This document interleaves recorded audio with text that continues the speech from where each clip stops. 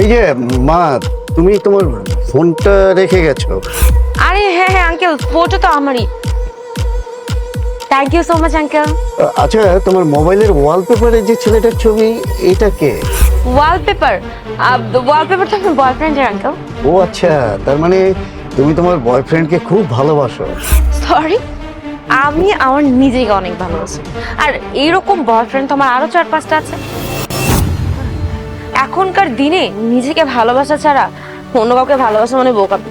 ও, আজকাল মেয়েরা তাহলে 3-4টা বয়ফ্রেন্ড রাখে?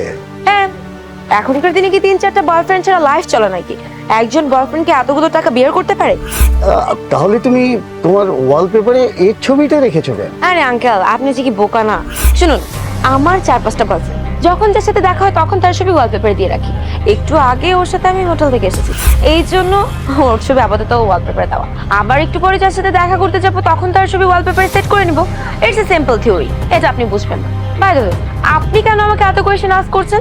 আচ্ছা, তুমি কি একটু ছেলেটাকে ডাকতে পারো?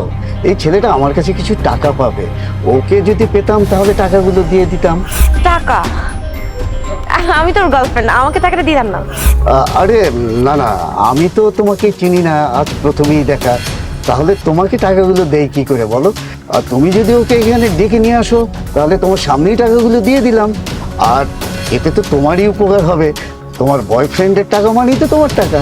রাইট, ঠিক আছে আঙ্কেল, আমি এখনই কল দিচ্ছি। আপনি একটু নেমে দাঁড়ান না।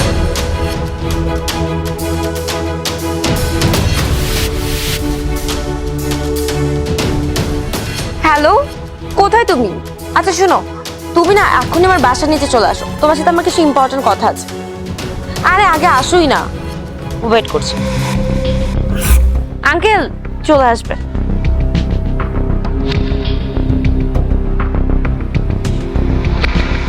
হাই, কি ব্যাপার? এত আর্জেন্ট কল করে ডাকলে যে আমাকে? আরে তুমি চলে এসেছো, ওই আঙ্কেলের কাছে নাকি তুমি কিছু টাকা পাবে, ওই টাকাটা ক্লিয়ার করার জন্য আঙ্কেল তোমাকে খুঁজছিল, তাই আমি তোমাকে কল করলাম। কিসের টাকা? আর এই আঙ্কেল আমাকে অযথা টাকা কেন দিবে? সেটা তো আমি জানি না আঙ্কেল। বাবা? সরি, উনি তোমার বাবা? হ্যাঁ, উনি আমার বাবা। বাবা, তুমি এখানে কি করছো? হ্যাঁ, সেটা পরে বলবো, কিন্তু তার আগে বল এই মেয়েটাকে। এই মেয়েটা আমার কলেজ ফ্রেন্ড।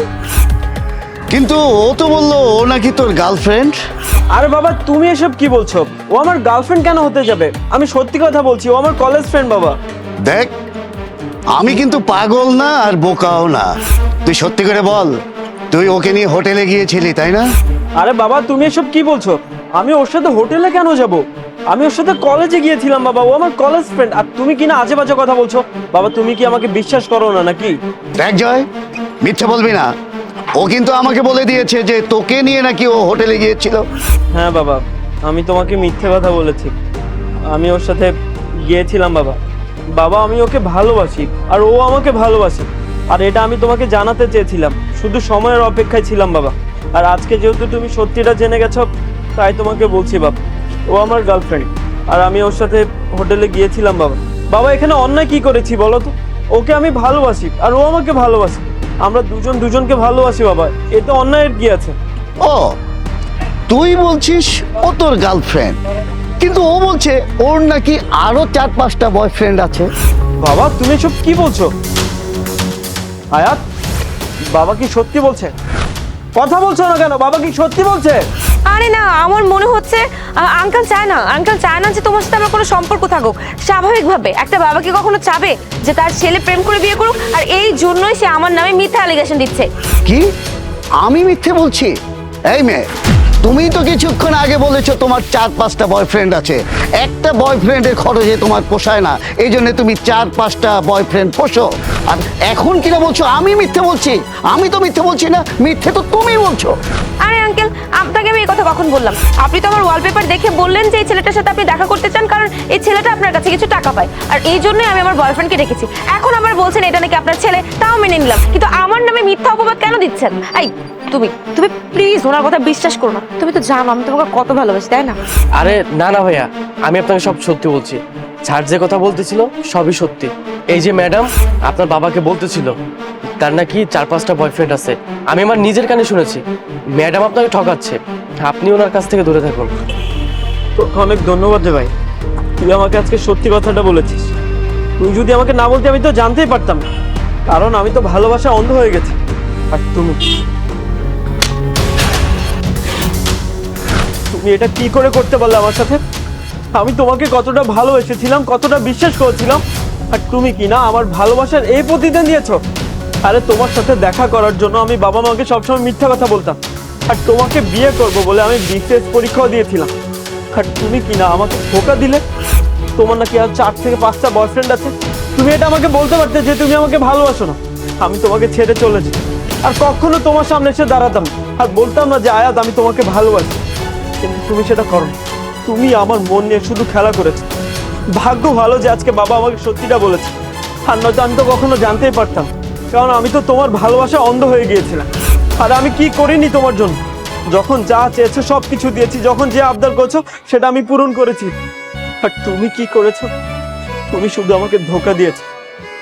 আরে বাঁধনের নয়, বন্ধনের ছিল প্রয়োজন। মন চেয়েছিলাম তোমার, করলে মিথ্যা সোহাগের আয়োজন। বাবা তুমি প্লিজ আমাকে ক্ষমা করে দাও বাবা, আমি তোমার সাথে অনেক বেয়াদবি করেছি, আমি তোমাকে মিথ্যা কথা বলেছি বাবা। আজকে আমি সত্যি বুঝতে পেরেছি যে এইরকম মেয়েদের সাথে চলা একদমই উচিত নয় বাবা। সম্পর্ক তো দূরের কথা, বন্ধুত্ব করা উচিত নয় বাবা। এরা শুধু মানুষকে ধোঁকা দিতে জানে। বাবা প্লিজ তুমি আমাকে ক্ষমা করে দাও বাবা, আমি এই মেয়ের ভালোবাসা অন্ধ হয়ে গিয়েছিলাম। প্লিজ বাবা তুমি আমাকে ক্ষমা করে দাও। আরে কি বলছিস রে বাবা, সন্তানরা তো ভুল করবেই, আর সন্তানরা ভুল করলে সন্তানদের ক্ষমা করার দায়িত্বই তো বাপ মায়ের। বরং আমি তো শুকরিয়া আদায় করছি উপরওয়ালার কাছে যে এরকমের একটা খারাপ মেয়ের হাত থেকে উপরওয়ালা তোকে রক্ষা করেছে। আর তুই আজকের পর থেকে তোর এই মুখ আর আমাকে আর দেখাবি না। তুই এক্ষুনি আমার চোখের সামনে থেকে চলে যাবি। বেবি আমার কথাটা একটু শোনো। একদম চুপ, একটা কথাও বলবি না।